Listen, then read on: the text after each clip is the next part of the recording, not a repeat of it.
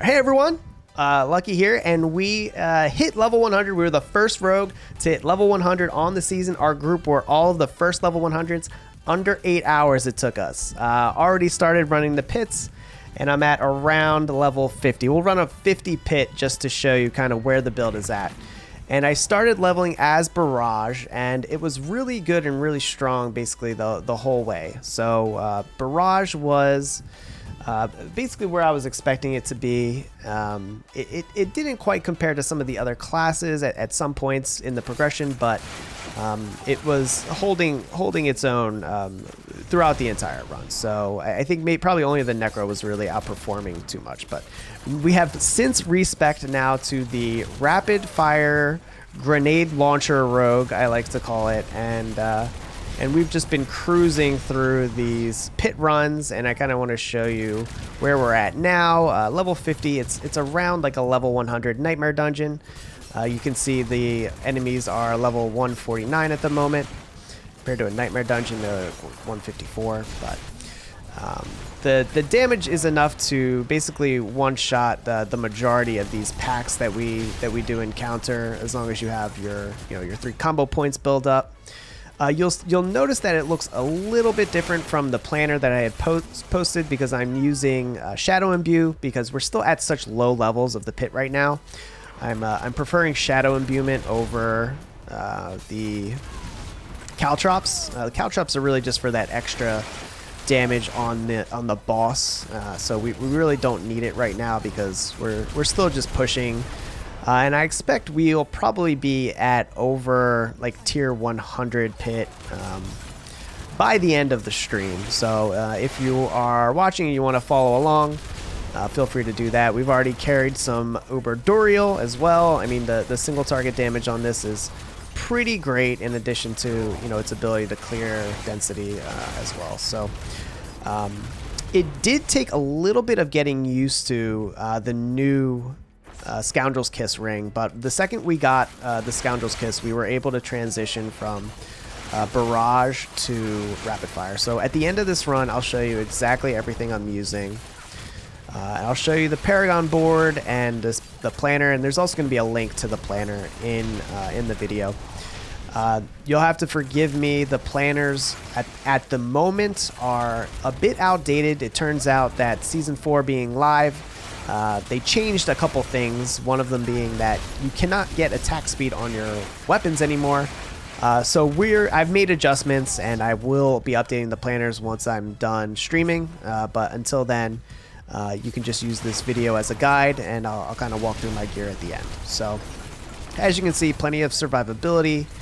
And the damage doesn't seem to increase much as we scale up. I even have one res that isn't capped at the moment, but I'm not noticing it too much. We'll see how it goes on the boss, but okay, we're almost done here with about 12 minutes to spare to get the boss down. Remember, this is a pit 50, and we're already getting a lot of materials to Masterwork. Though our biggest bottleneck right now is actually our gold. So we'll be looking to get some more of that. Alright, we got the Outlaw Shooter. Of course, such a small target that I have to hit now with this rapid fire. It is a bit harder to aim than in the PTR, because you can't just like be right on top of them sometimes. It acts a little funky. But basically, once the bosses get staggered, you do kind of ridiculous damage to them, and you just destroy them. So there was a tier 50 in under 5 minutes. Yeah, the build is performing very well. Just a little update on where I'm at about 12 hours into the season. So this is a 12-hour update. I haven't even gotten all of the socket pieces to socket all of our gear, but we're running Frostbitten on the helm, Hectic on the boots. I think in the planner I have these switched perhaps, but it doesn't really matter as long as you get them both. And then Dexterity, Max Life, Armor, good stuff on there. We got Dodge Chance and Lucky Hit as our tempers. Here we have Dexterity, Max Life, Armor. You want to make sure your armor is at around 9,300 this season, or it's like 9,230, something like that. and then you're capped, so you're good. I'm a little over capped, but that's fine. Rapid on our gloves. We've got core skills, attack speed. So one of the things I mentioned was that you can't get attack speed on your weapons anymore. So attack speed on gloves is going to be more valuable. Attack speed on rings. We actually got our Scoundrel's Kiss ring when it dropped. It originally, I wasn't so happy about the greater affix being the attack speed on dodge, but now knowing that you can't get attack speed on your weapons, I think this might be like the actual best greater affix that you can get on a Scoundrel's Kiss ring, and it rolled really, really well. So of course you need this in order to have the grenade launcher effect. For our pants, we're running Undying. This is helpful for extra sustain, max life, dexterity, dodge. The dodge chance is all helping our Scoundrel's Kiss attack speed, so that's really good.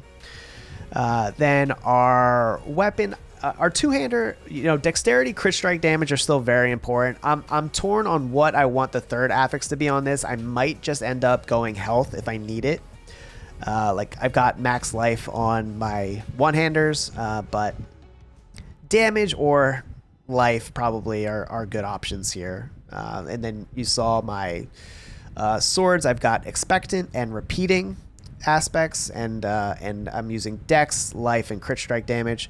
The tempers are very important. Those rapid fire tempers are very, very important. Those are going to basically double your damage, as a percentage chance. So right now I'm around 80%, and if I hit Masterworks on the one-handers, those will also those will increase, and I'll get closer to 100%. Accelerating on the ring, crit strike damage is good. The stats on this ring aren't amazing. It's just what I had after 12 hours. And then Umbrus, my necklace isn't great either, but basically you want cold imbue, extra cold imbue casts on your tempers for these, and then close damage on everything you can. So close damage. I've got close damage here and here as well. Combo points, obviously it's a combo point build. Here I'll show you the skills, but it's pretty close to what the planner should reflect. So you see sturdy, rapid fire, down to advanced rapid fire, shadow step discipline, shadow step, max weapon mastery. The damage reduction here is really nice since damage reduction is pretty hard to come by. 1 point to dash, dark shroud, more damage reduction. It's not on our skill bar, but we're getting it from the Umbrus aspect on our amulet. So very important to note. A lot of people have that question. Then we have, let's see, Dark Shroud, Exploit Malice, of course. Shadow Imbuement, like I said, I'm running for these low tier pits. It's really nice for like an AoE clear. Some other options would be Death Trap, or if you want more damage on the boss, Caltrops is good for that. Cold Imbue and Frigid Finesse for more damage, and then this is all like extra Lucky Hit stuff. Lucky Hit is helpful to have, so probably could end up dropping these points in Alchemist's Fortune and maybe put them somewhere else, but this is what I'm running right now. Of course, Precision. This is how we're stacking all of our damage. We get a ton of crit strike damage and everything from there. The Paragon board is exactly the same. I haven't changed anything in the Paragon board, but I'll show it to you real quick in case you haven't seen. Exploit here. That's how we're applying Vulnerable. And then we go into Tricks of the Trade board. We grab a bunch of crit strike damage. We put in Ranger here, some damage reduction, and Marksman skill damage. We grab a bunch of damage reduction here, damage reduction from distant, damage reduction from close. Then we go over to the No Witness board where we put efficacy. You guys, if you know me, you know my builds, you know this board by now. It's still working great for Season 4. So, of course, we like to throw that in. Huge life, huge damage, and everything that you love in a Paragon board. So then we go into Cheap Shot where we grab the Legendary Node. Since we're using Cold Imbue all the time and we have a ton of like chance to daze on our tempers, there's a lot of crowd control stuff around us at all times. We get a good damage boost from this.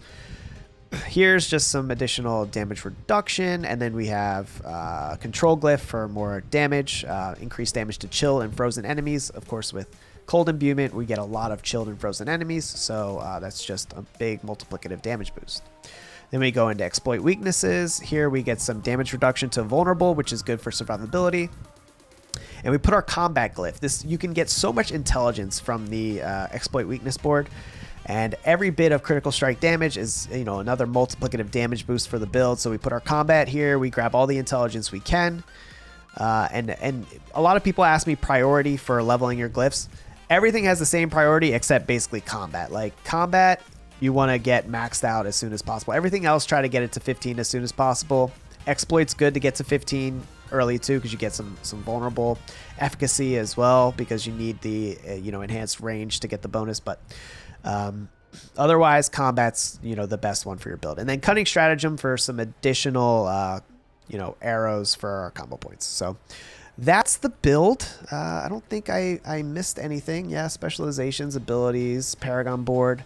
If I missed anything, let me know in the comments. I hope you guys are all having a good season. Like I said, under 8 hours to level 100, the fastest it's ever been done. Pretty crazy. I'm enjoying the season, and I'm going to look forward to making this gear even better and hopefully have an update for you again soon. But thanks for watching. I'll see you in the next one.